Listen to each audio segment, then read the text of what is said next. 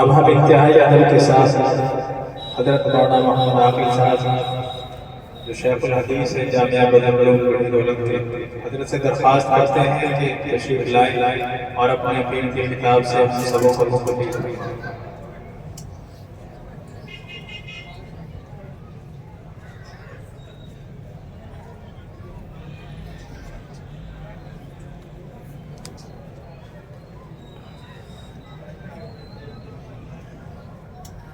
الحمد لله وكفى وسلام على عباده الذين اصطفى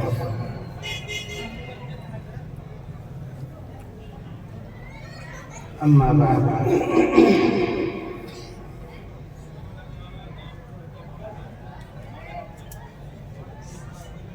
میرے بھائیوں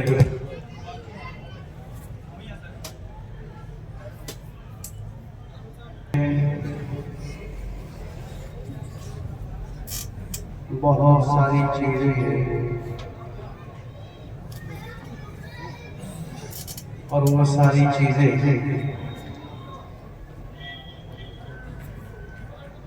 نہ وجود کے اعتبار سے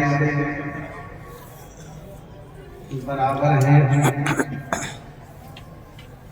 اور نہ ہی اپنی کیفیت اور حالت کے اعتبار سے برابر ہیں۔ کوئی چیز بڑی ہے، کوئی چیز چھوٹی ہے، کوئی چیز اچھی ہے اور کوئی چیز بری ہے۔ کمیت مقدار میں بھی فرق ہے، کیفیت حالت میں بھی فرق ہے۔ انسان اس کائنات کی، اس دنیا کی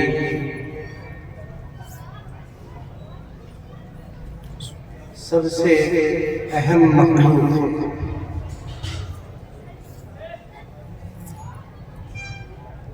اللہ تعالیٰ نے اس پوری کائنات کو، یعنی آسمانوں کو، زمینوں کو، پہاڑوں کو، ہواؤں کو، بادلوں کو، سورج، چاند، ستاروں کو انسان کی خدمت کے لیے بنایا ہے۔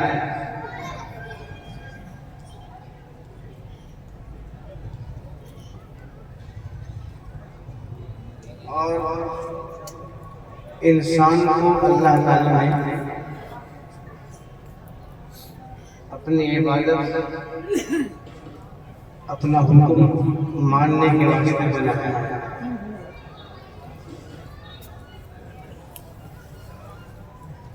اگر انسان کو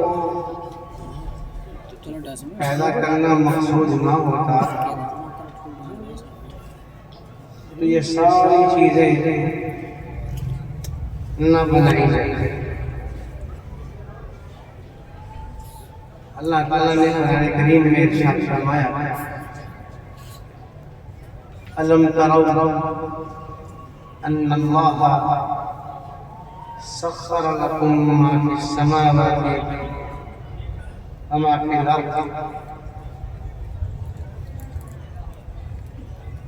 کہ اللہ تعالیٰ نے آسمانوں میں، زمینوں میں جو بھی چھوٹی بڑی مخلوق ہے وہ سب تمہارے فائدے کے واسطے بنائی ہے۔ ساری مخلوق انسان کے فائدے کے لیے اپنے کام میں مشغول ہے۔ سورج کا چمکنا بھی، چاند کا کبھی غائب ہونا، کبھی روشن ہونا، ستاروں کا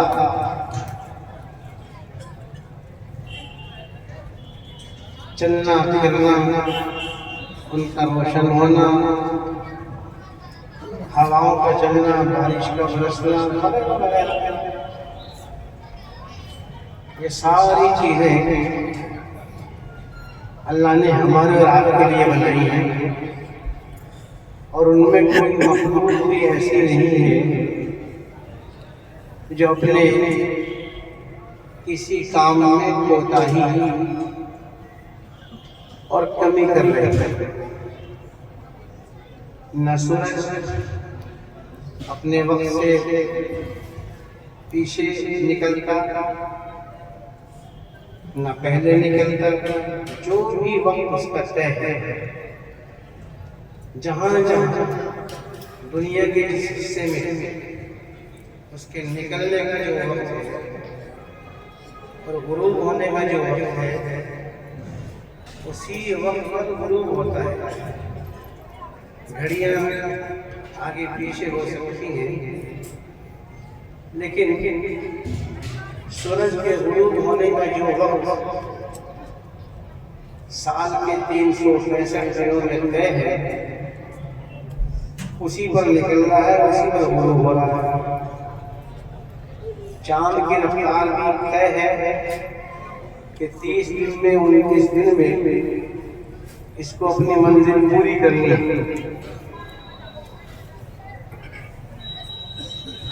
تو ساری چیزیں ایمانداری کے ساتھ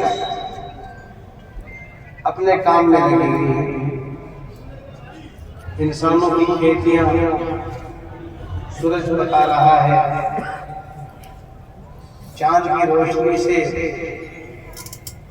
پھلوں میں مٹھاس پیدا ہو رہی ہے، ستاروں کے چمکنے سے دواؤں میں تاثیر پیدا ہو رہی ہے، بارشوں کے برسنے سے مردہ زمین زندہ ہو جاتی ہے۔ لیکن جس انسان کے واسطے اللہ نے یہ ساری چیزیں بنائی ہیں، وہ انسان جس مقصد کے لیے پیدا کیا گیا، جس مقصد کے لیے اس کو بنایا گیا، اس میں کھڑا نہیں اترتا، اپنی ذمہ داری کو پورا نہیں کر رہا۔ ہم سب اللہ کے بندے ہیں، اللہ کے غلام ہیں۔ ہم سب اپنے آپ کو عباد اللہ کہتے ہیں، ہم اللہ کے بندے ہیں۔ میں عبداللہ ہوں، اللہ کا بندہ ہوں، ہم سب اللہ کے بندے ہیں، اللہ کے غلام ہیں۔ اور غلام کا کام اپنے مالک اور اپنے آقا کے حکم ماننے کے علاوہ کچھ اور نہیں ہے۔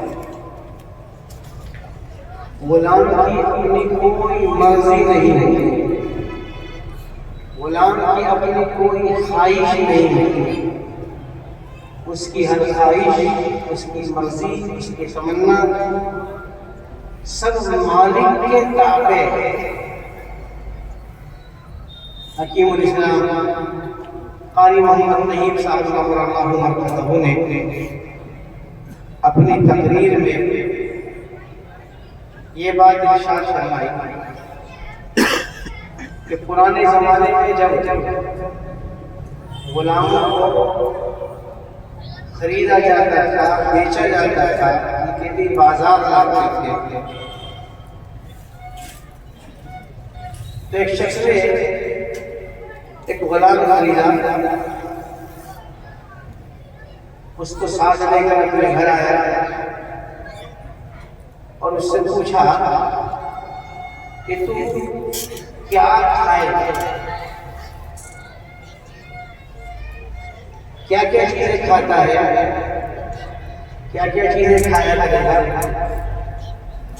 اس نے کہا کہ جو آپ کھلا دیں گے وہی کھانا ہے، تو وہ کھلا دیں۔ پھر پوچھا کپڑے کیسے پہنے گا، کیسا لباس پہنے گا۔ اس کا پھر یہی جواب کہ جو آپ پہنائیں گے وہی پہنوں گا۔ کیسے مساج میں رہے گا، کمرہ بڑا ہونا چاہیے، چھوٹا ہونا چاہیے، کس طرح کا مکان چاہیے۔ اس نے کہا مکان بھی جیسا آپ دیں گے اسی میں رہ لیں گے، چھوٹا دیں گے چھوٹے میں رہ لیں گے، بڑا دیں گے بڑے میں رہ لیں گے۔ تو مالک نے تنگ آ کے یوں کہا کہ تیری بھی کوئی مرضی ہے، نہ پہننے میں بھی مرضی بتائی، نہ کھانے میں بھی مرضی بتائی، نہ رہنے میں بھی مرضی بتائی۔ تو اس غلام کا جو جواب حضرت نے نقل فرمایا ہے اس پر ہمیں غور کرنا چاہیے۔ اس نے کہا کہ اگر میری کوئی مرضی ہوتی تو میں غلامی کیوں ہوتا، آپ کی طرح آزاد ہوتا۔ یہ تو آزاد لوگوں کا کام ہے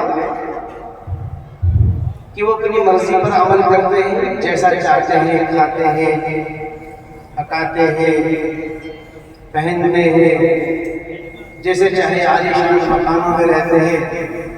ہم تو غلام ہیں، جب تک آزاد نہ ہو غلام ہیں تو مالک کی مرضی کے تابع ہیں۔ مالک کھڑا ہونے کے لیے کہے تو کھڑے رہیں گے، بیٹھنے کے لیے کہے تو بیٹھ رہیں گے، بھوکا رکھے گا تو بھوکے رہیں گے، ننگا رکھے گا تو ننگے رہیں گے۔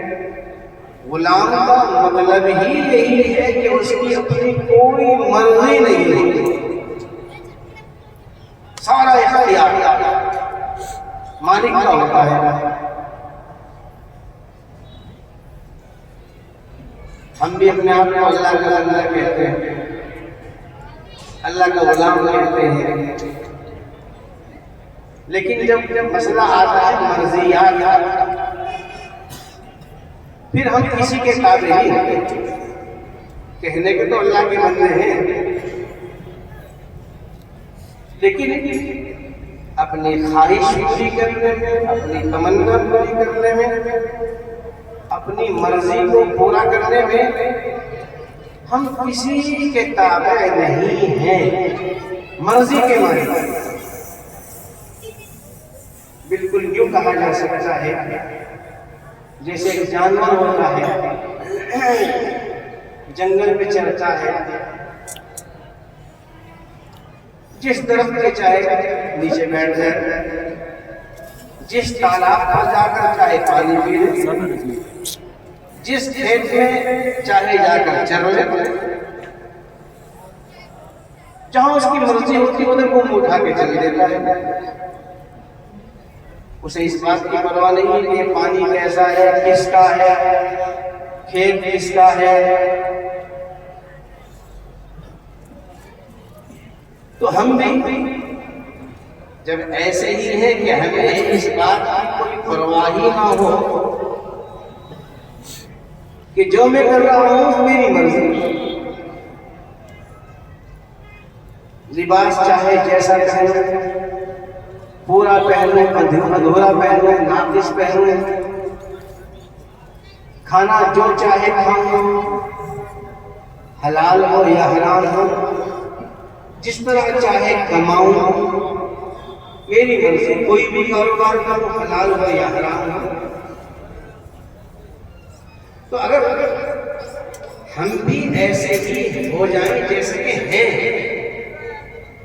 ہم ایسے ہی ہیں اپنی مرضی کے مطابق، تو پھر میرے بھائی ہم میں اور ایک جانور میں، بیل میں، بھینس میں، یہ جنگل میں جتنے بھی جانور چرنے والے ہیں ان میں اور ہم میں کوئی فرق نہیں۔ نہ انہیں اس بات کی پرواہ کہ مجھے اس کھیت میں منہ مارنا چاہیے یا نہیں، ہمیں بھی اس بات کی پرواہ نہیں ہے کہ جو پیسہ ہمارے پاس آ رہا ہے وہ صحیح ہے یا غلط ہے، جائز ہے ناجائز ہے۔ جو بات حضور اکرم صلی اللہ علیہ وسلم نے ایک حدیث میں ارشاد فرمائی، ایک وقت ایسا آئے گا کہ لوگوں کے پاس جب مال آئے گا تو وہ اس بات کی پرواہ نہیں کریں گے کہ یہ حلال ہے یا حرام ہے،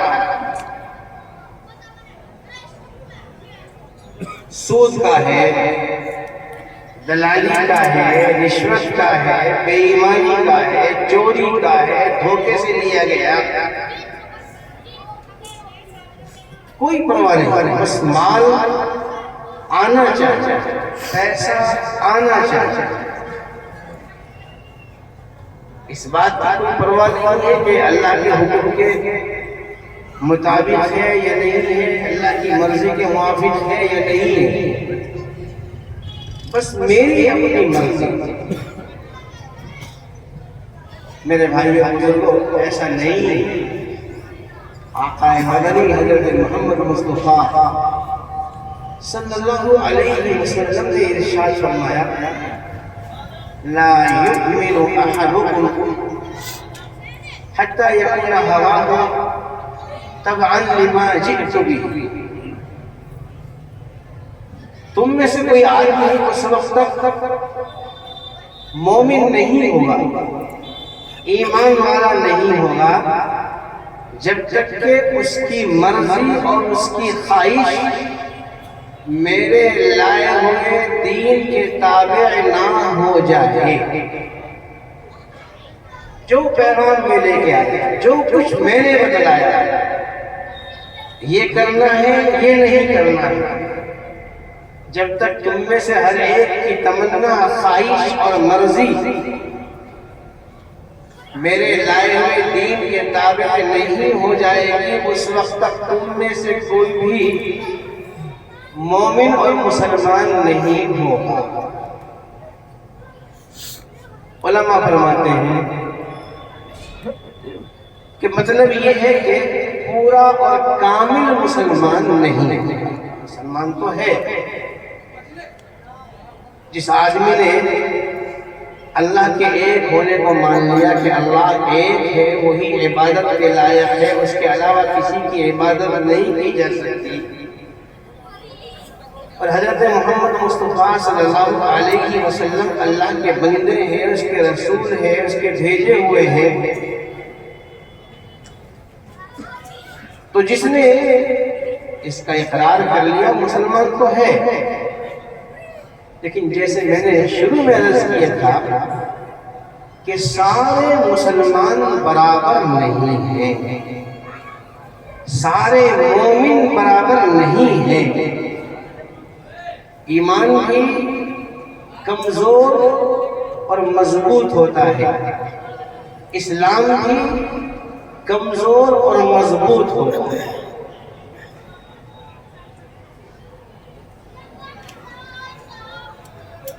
اب سوال یہ ہے کہ کیا کمزور ایمان ہمارے لیے کافی ہے؟ کمزور اسلام ہمارے لیے کافی ہے؟ ایمان اور اسلام کے بارے میں ہم بہت قناعت کرتے ہیں، جتنا بھی ہو بہت ہے، جتنا بھی ہو بہت ہے۔ جو قناعت ہمیں دنیا پر کرنی چاہیے تھی کہ جتنی بھی اللہ نے دے دی بہت ہے، تو دنیا میں تو ہماری خواہش اور تمنا یہ ہے کہ زیادہ زیادہ زیادہ اور ہو جائے اور ہو جائے اور ہو جائے، ہر ایک کی خواہش، میری بھی تمنا یہ ہے کتنا پیسہ آ جائے گا، زمین زیادہ ہو جائے گی، مکان کے کمرے کئی بن جائیں گے، بچے آرام سے رہیں گے۔ ہم سب کی یہی خواہش، اور انسان کی یہ خواہش کہیں بھی جا کر پوری نہیں ہوتی۔ انسان دنیا کے معاملے میں کہیں بھی بس نہیں کرتا، بس بہت ہوتا۔ حضور اکرم صلی اللہ علیہ وسلم نے ارشاد فرمایا کہ اگر کسی آدمی کے پاس سونے کے دو جنگل ہوں، یعنی بڑے میدان، بڑے بڑے جنگل ہوا کرتے تھے پہلے، تو آپ نے ارشاد فرمایا کہ اگر کسی آدمی کے پاس دو جنگل، دو وادی سونے سے بھری ہوئی، جہاں تک بھی نظر پہنچے سونا ہی سونا ہے، سونا ہی سونا ہے، تو اس آدمی کی خواہش اور تمنا یہ ہوگی کہ ایسا ہی ایک تیسرا جنگل بھی سونے سے بھرا ہوا مجھے ملے۔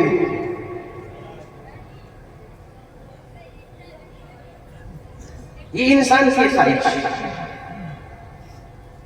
اللہ نے انسان کے دلوں میں حرص رکھی، اس حرص کا تقاضا یہ ہے کہ آدمی زیادہ سے زیادہ حاصل کرنا چاہتا ہے۔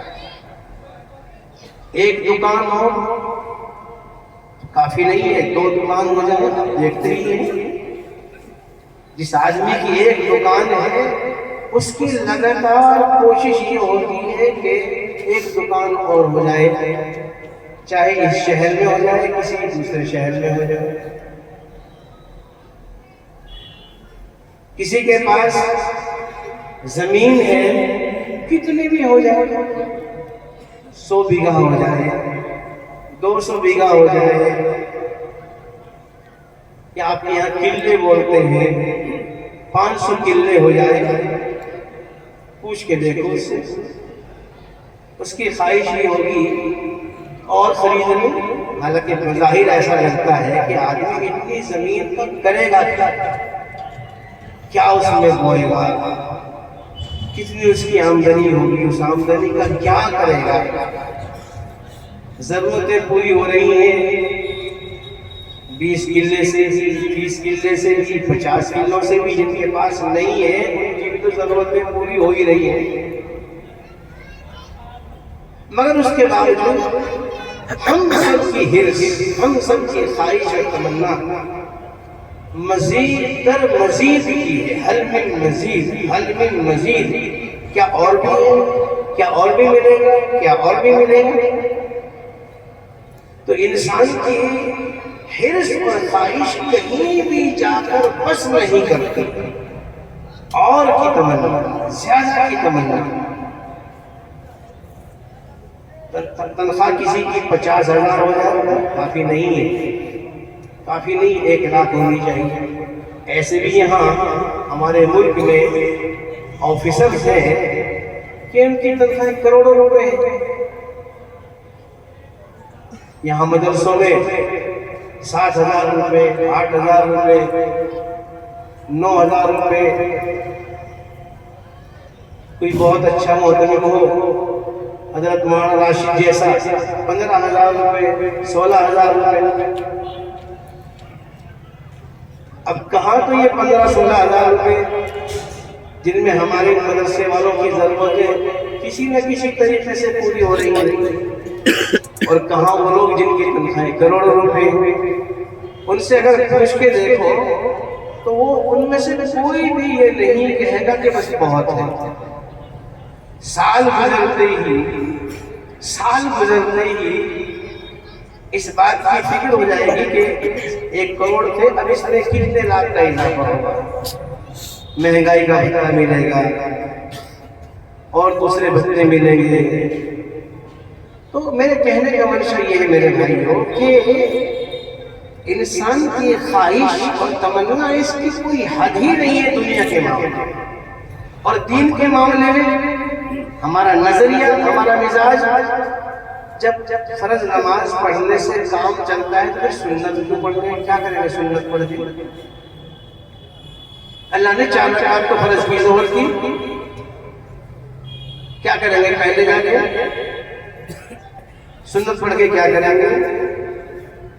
بعد کی سنت پڑھ کے کیا کریں گے؟ سنت بھی اگر کسی نے پڑھ لی تو نفل پڑھ کے کیا کریں گے؟ رمضان کے روزے ہیں، کھینچ تان کر 30 روزے پورے کر لیے، اب اور رکھ کے کیا کریں گے؟ تو دنیا کے معاملے میں ہماری خواہش مزید در مزید کی ہے، اور دین کے معاملے میں صرف جو اللہ نے فرض کر دیا بس وہ کافی ہے، اور کی کیا ضرورت ہے؟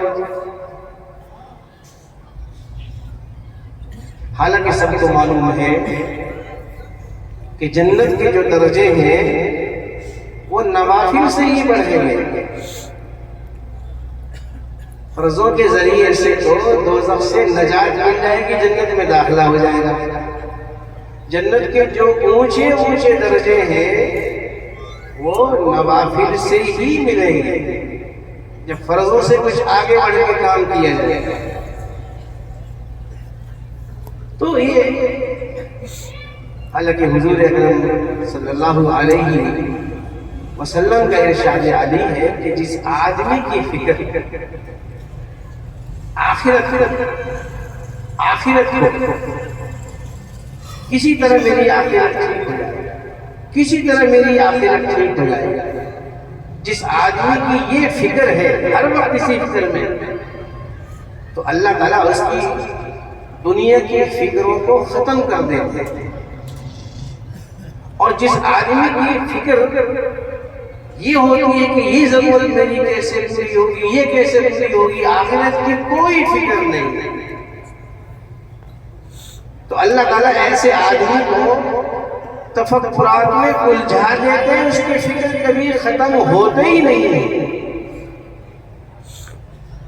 اس لیے میرے بات شروع کی تھی میرے بھائیوں کہ دنیا کی چیزیں برابر نہیں ہیں، کوئی مقدار میں کم ہے، کوئی مقدار میں زیادہ ہے، کوئی حالت کے اعتبار سے اچھی ہے، کوئی حالت کے اعتبار سے بری ہے۔ ایسے ہی ہمارا جو ایمان ہے، یہ ایمان سب کا ایک جیسا نہیں ہے، کسی کا بہت مضبوط ہے، کسی کا بہت کمزور ہے، کسی کو حلال و حرام کی فکر ہے، کسی کو اس کی فکر نہیں ہے۔ کسی طریقے سے پیسے میں اضافہ ہو جائے، چاہے جھوٹا مقدمہ ہی کیوں نہ کرنا۔ ہمارے جو کورٹ ہیں، کچہریاں ہیں، عدالتیں ہیں، ان میں جو مقدمے جا رہے ہیں ایمانداری کی وجہ سے نہیں جا رہے ہیں۔ ایمانداری اگر ہے تو مقدمہ جا ہی نہیں سکتا۔ دونوں فریق اگر ایماندار ہیں تو کورٹ کچہری میں جانے کا مطلب ہی کچھ نہیں۔ عدالتوں میں جب ہی جایا جاتا ہے جب کسی ایک فریق کے دل میں بے ایمانی ہوتی ہے، وہ چاہتا ہے کہ کسی طریقے سے میں اس کا مال اپنے قبضے میں کروں۔ اللہ تعالیٰ نے انسان کو جو دل دیا ہے، قلب سلیم، الا من اتى اللہ بقلب سلیم، جن کا دل صحیح ہوتا ہے وہ دل آدمی کو بتا دیتا ہے کہ جو کچھ میں کر رہا ہوں یہ صحیح ہے یا غلط ہے۔ حضور اکرم صلی اللہ علیہ وسلم کا ارشاد عالی ہے، استفت قلبک فإن القلب خیر المفتی۔ اگر تمہیں کچھ پوچھنا ہے کہ یہ چیز میری ہے یا اس کی ہے تو کسی کورٹ میں جانے کی ضرورت نہیں ہے، کہ مقدمہ کرنے کی ضرورت نہیں، اپنے دل سے پوچھو، دل بتلا دے گا کہ یہ چیز میری ہے یا میری نہیں ہے۔ لیکن جب انسان کے اوپر حرص کا غلبہ ہوتا ہے پھر آدمی دل کی بات نہیں مانتا، دل کی آواز کو نہیں سنتا، اور زبردستی جا کے مقدمہ کرے گا، جھوٹا مقدمہ کرے گا، دو چار لوگوں کو گواہ بنائے گا، جھوٹے گواہ بنائے گا۔ حدیث شریف میں آتا ہے، خیر الناس قرنی، میرے زمانے کے جو لوگ ہیں وہ سب سے اچھے ہیں، ان سے کم درجے کے لوگ وہ ہوں گے جو ان کے بعد میں آئیں گے، اور ان سے کم درجے کے لوگ وہ ہیں جو ان کے بعد میں آئیں گے۔ 3 زمانوں کی آپ نے بات کہی ہے، ثم الذین یلونہم ثم الذین یلونہم، درجے گھٹتے رہیں گے۔ اس کے بعد آپ نے ارشاد فرمایا ایسے لوگ آئیں گے کہ ان کی گواہیاں قسموں سے، ان کی قسمیں گواہیوں سے آگے بڑھی ہوئی ہوگی، جھوٹی قسم کھانے کے لیے تیار، جھوٹی گواہیاں دینے کے لیے تیار۔ ہماری جو کچہریاں ہیں، ہمارے جو کورٹ ہیں، ہماری جو عدالتیں ہیں، ان میں فیصلے گواہیوں کی بنیاد پر ہوتے ہیں۔ سب کو معلوم، سب کو معلوم، گواہیوں کی بنیاد پر فیصلے ہوتے ہیں۔ دعویٰ کرنے والا کوئی بھی دعویٰ کر دے، اس کے دعوے پر فیصلہ نہیں ہوتا جب تک کہ گواہی اس کے دعوے کے مطابق نہ مل جائے۔ چنانچہ کتنے معاملات ایسے ہیں جن میں گواہ منہ کر جاتے ہیں، دوسرے فریق نے پیسے دے دیے اور گواہی پہلے کے مقابلے میں بدل دی۔ تو مسئلہ صرف یہی نہیں ہے کہ جو دعویٰ کرنے والا ہے وہ جھوٹا ہے، دعویٰ کرنے والا جھوٹا اتنا ہی نہیں ہے، بلکہ جو گواہ ساتھ جا رہے ہیں انہیں بھی معلوم ہے کہ دعویٰ غلط ہے، بے ایمانی کر رہا ہے۔ اب یہ تو رسولوں کے لالچ میں یہی تو ہوتا ہے، جو گواہ جاتے ہیں کسی مدعی کے ساتھ میں، اس کے بعد وہ مٹھائی کھاتے ہیں، چلو بھائی حلوائی کی دکانیں آپ کو ہر کورٹ کچہری کے پاس مل جائیں گی، پھر وہ جا کے کچھ نہ کچھ کھلاتا پلاتا۔ تو ہمارا ایمان اتنا کمزور ہے، اتنا کمزور ہے کہ چند رسگلوں میں بک جاتا ہے، تھوڑا سا کھلا دو، 4-5 دن کچوری کھلا کے، لڈو کھلا کے ہم سے ووٹ لے لو۔ اس وقت سب سے سستا اس ملک میں اگر کوئی ہے تو مسلمان، سب سے سستا ہے، کوئی ویلو ہی نہیں ہے اس کی، نہ اس کی گواہی کی کوئی ویلو ہے، نہ اس کے ووٹ کی کوئی ویلو ہے۔ ایک نے پیسے زیادہ دے دیے، اس کے ساتھ چلا جاتا ہے۔ کتنے معاملات ایسے، کتنے معاملات ایسے۔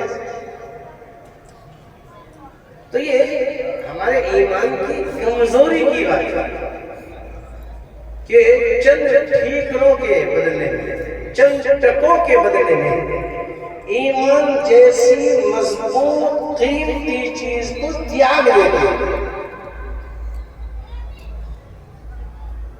اس لیے میرے بھائیوں، اس ایمان کو مضبوط کرنے کی ضرورت ہے، ایمان کو بنانے کی ضرورت ہے، اور یہ ایمان جلسوں سے نہیں بنتے، بالکل بھی نہیں بنتے۔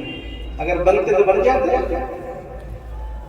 کبھی کبھی میری باتیں کچھ ایسی ہی ہوتی ہیں، لیکن میں جو سوچتا ہوں وہ کہہ دیتا ہوں، ممکن ہے کوئی غلط بات زبان سے نکل جائے، کوئی کہہ دے اصلاحی کر لیتا ہوں، لیکن میرا اپنا جو تجربہ ہے وہ یہ ہے کہ اب جلسے صرف مدرسوں کے چندوں کے حصول کا ذریعہ ہے، چاہے جلسہ گڑھی دولت کا ہو یا جلسہ کسی اور مدرسے کا ہو،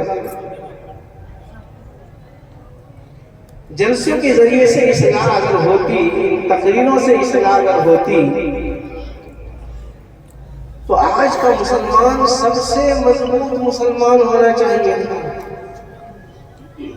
حضور اکرم صلی اللہ علیہ وسلم کی جو احادیث ہیں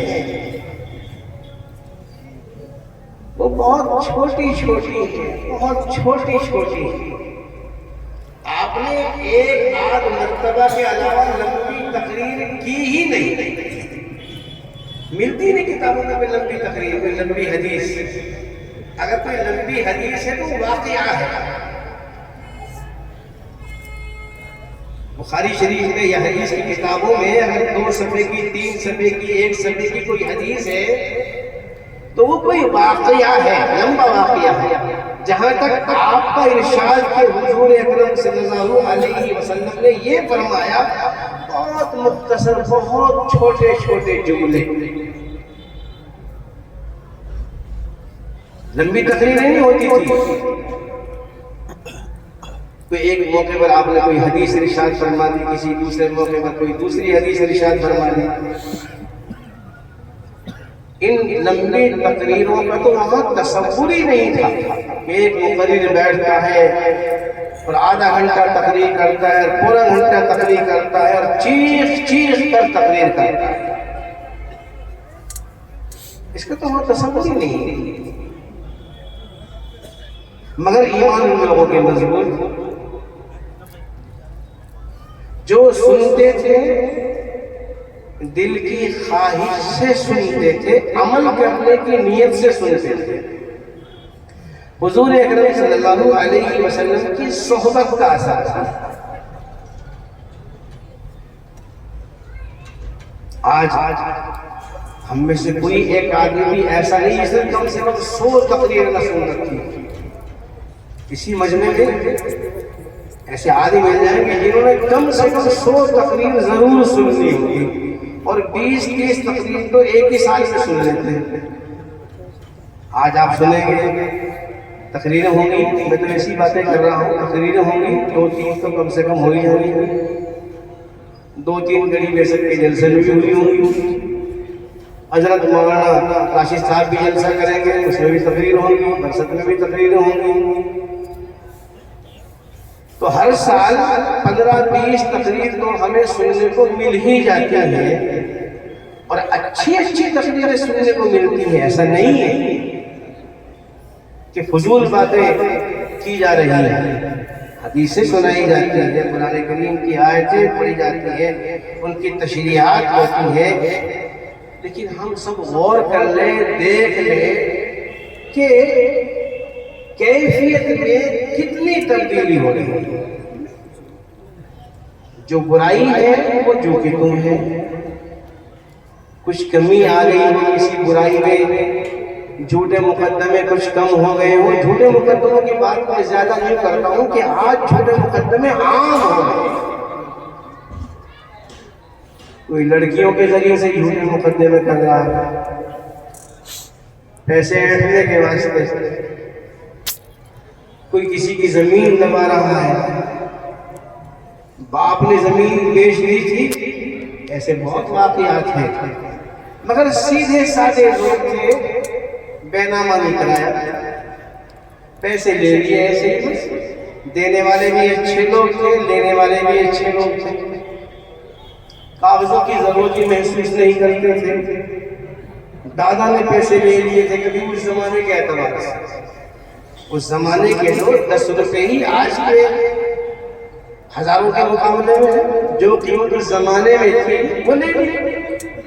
یہ نہیں کہہ سکتے سستی لے لی، نہیں، اس زمانے میں سستی نہیں تھی. اس زمانے میں جو قیمت تھی اسی کے مطابق بیچ دیا، پیسے لے لیے. لیکن کاغذوں میں نام چلتا ہے ہمارے دادا جان کا ہی. اب کسی کورٹ میں گئے، کچہری میں گئے اور اتفاق سے معلوم ہے یہ زمین تو بھائی میرے نام چل رہی ہے، میرے دادا کے نام چل رہی ہے، جس میں ہمارا نام بھول رہا ہے. یہ کہاوت ہے، اس طرح ہے آج کی. اس میں تو ہمارا نام بھول رہا ہے. بس پھر تو تیاری، مقدمے کی تیاری. معلوم بھی ہے کہ باپ نے بیچی، دادا نے بیچی، پردادا نے بیچی. ہمارا اس میں کچھ بھی نہیں ہے. پیسے ہم نے لے رکھے ہیں، سب کچھ لے رکھا ہے. بس کورٹ کچہری میں ہمارا نام آ گیا ہے. بس پھر کیا؟ پھر تو گواہ بھی تیار بنے گواہ تیار ہے. کہیں سے لانے کی ضرورت نہیں ہوتی. کام ہی ان کا یہی ہے گواہی دینے.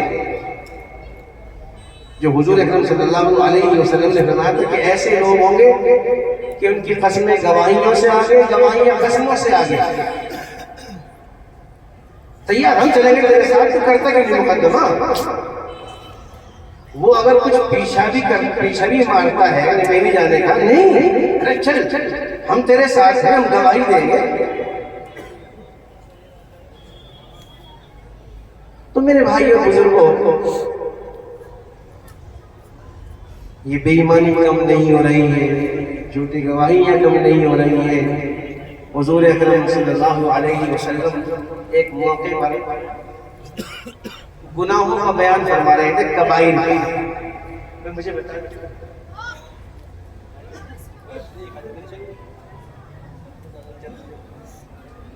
ایک موقع پر حضور اکرم صلی اللہ علیہ وسلم کبائر بڑے گناہوں کا بیان فرما رہے تھے. یہ بڑا گناہ ہے، شرک کرنا بڑا گناہ ہے، کسی کو قتل کرنا بڑا گناہ ہے، زنا کرنا بڑا گناہ ہے، والدین کی نافرمانی کرنا بڑا گناہ ہے. پھر آپ نے ارشاد فرمایا جھوٹی گواہی. جھوٹی گواہی آپ ٹیک لگائے گئے تھے. جب جھوٹی گواہی کا نمبر آیا آپ بیٹھ گئے. اس کی اہمیت کو بیان کرنے کے لیے جھوٹی گواہی بڑا گناہ ہے، بڑا گناہ ہے جھوٹی گواہی. تو مقدموں کے جو پاؤں ہوتے ہیں وہ جھوٹی گواہیوں پر ہوتے ہیں، اور ہم ہی ہیں. تو میرے بھائی تقریریں بھی ہو رہی ہیں، اچھا ہے آپ حضرات تشریف لائے، سردی کے موسم میں آئے. ابھی حضرت تشریف لائیں گے، ان کا بیان ہوگا، ان کی تقریر ہوگی، وہ بھی سنیں گے، وہ بھی سنیں گے، اور بھی سنیں گے.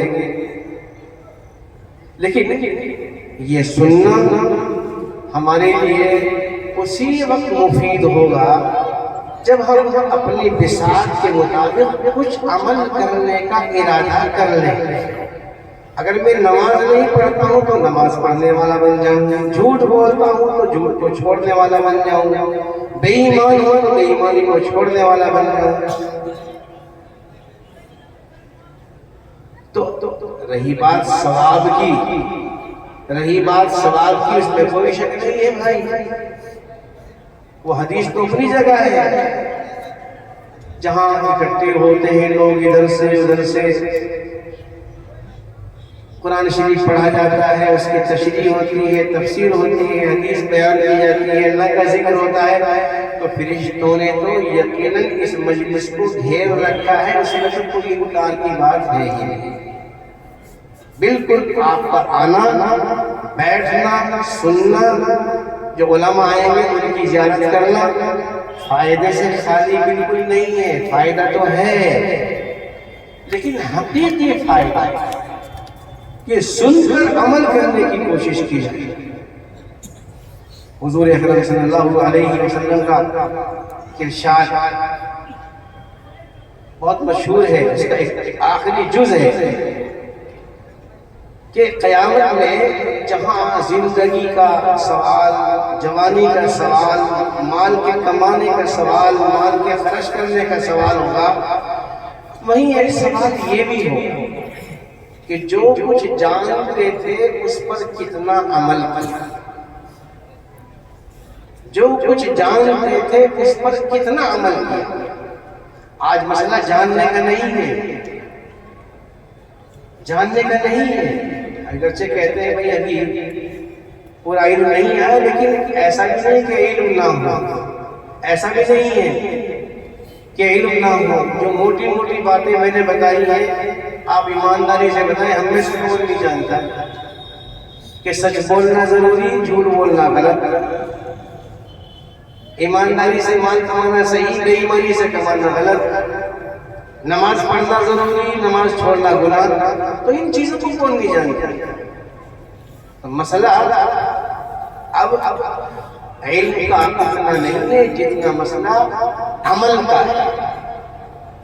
عمل کا مسئلہ ہے. اللہ کا شکر ہے علماء بھی ہیں، جماعتیں بھی چل رہی ہیں، خانقاہیں بھی لگ رہی ہیں، ذکر بھی ہو رہے ہیں، سارے کام ہو رہے ہیں، مرید بھی بن رہے ہیں، چلے بھی لگ رہے ہیں، حفظ بھی ہو رہا ہے، تجوید بھی ہو رہی ہے.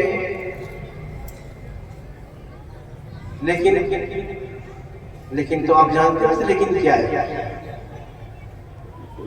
تو جو انقلاب آنا چاہیے تھا، جو تبدیلی سماج میں آنی چاہیے تھی، معاشرے میں جو تبدیلی آنی چاہیے تھی، وہ اس لیے نہیں آ رہی ہے کہ ہم میں سے کسی کو اپنی ذاتی فکر نہیں، اپنی فکر نہیں۔ یا ایھا الذین آمنوا علیکم انفسکم، اے ایمان والو تمہارے اوپر تمہیں اپنی فکر کرنا ضروری ہے، اپنی فکر نہیں۔ دوسروں کی فکر تو بہت ہے، دوسروں کی فکر ہے، اپنی فکر جب تک ہر آدمی کو اپنی ذاتی فکر نہیں ہوگی، اس وقت تک سماج میں، معاشرے میں تبدیلی آنے والی نہیں ہے۔ اللہ تعالیٰ مجھے بھی اپنی فکر عطا فرمائے، مجھے بھی ضرورت ہے اپنی فکر کی، اور ہم سب کو اللہ تعالیٰ اپنی آخرت کی فکر عطا فرما دے، اور جو کچھ میں نے ٹوٹی پھوٹی باتیں کہی اللہ عمل کی توفیق عطا فرمائے۔